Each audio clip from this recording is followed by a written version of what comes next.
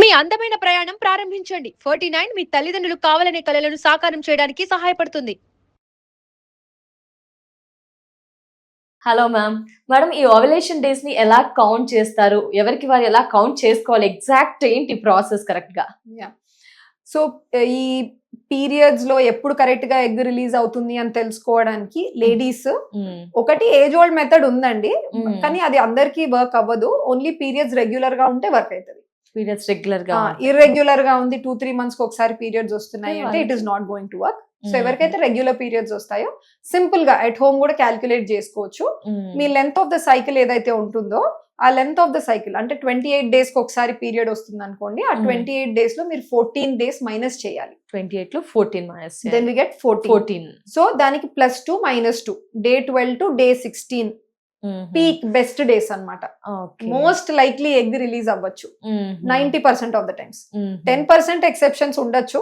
Cycle అంటే some times ఆ month లో స్ట్రెస్ తీసుకున్నారు, ఏదైనా ట్రావెల్ చేసి వచ్చారు, సో కొంచెం ఉండొచ్చు. Otherwise mostly this will work. So ఈ టైంలో ఎగ్ రిలీజ్ అవుతుంది కాబట్టి రిలీజ్ అయిన ఎగ్ 12 to 24 hours బతుకుంటుంది. సో ఆ టైంలో హస్బెండ్ వైఫ్ కలిస్తే ప్రెగ్నెన్సీ రావడానికి ఛాన్సెస్ మాక్సిమం ఉంటాయి అన్నమాట. సో అందుకని దట్ ఈస్ ద డేట్.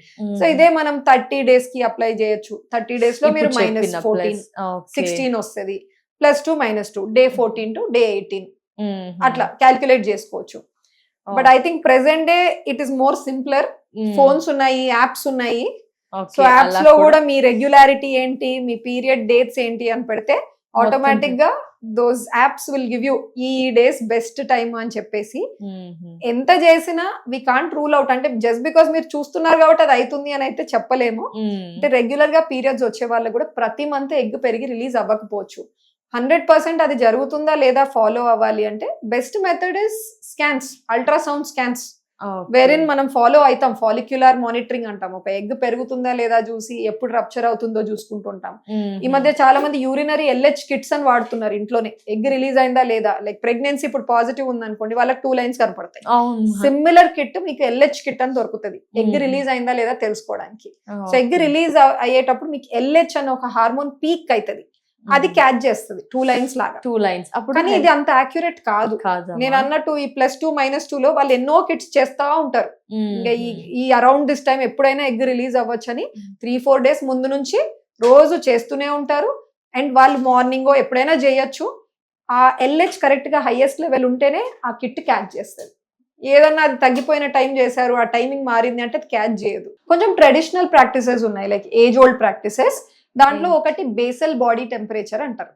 ఈ బేసల్ బాడీ టెంపరేచర్ ఏంటి అంటే దాని concept behind it, egg release అయినప్పుడు మనకు ప్రొజెస్ట్రాన్ అన్న ఒక హార్మోన్ వస్తుంది. అది కొంచెం థర్మోజెనిక్, అంటే బాడీ టెంపరేచర్ ని ఒక 1 degree Celsius అట్లా ఇంక్రీజ్ చేస్తుంది. ఆ టైంలో వేడి అనిపిస్తుంది.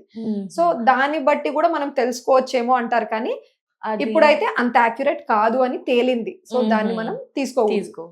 ఇంకొకటి సర్వైకల్ మ్యూకస్ అంటారు. అంటే వెజైనా ద్వారా మనకి సర్విక్స్ నుంచి వచ్చే మ్యూకస్ ఏదైతే సెక్రీషన్స్ ఉంటాయో లేడీస్ లో, దాని కన్సిస్టెన్సీ కూడా మారుతుంది at the time of ovulation, egg release అయినప్పుడు.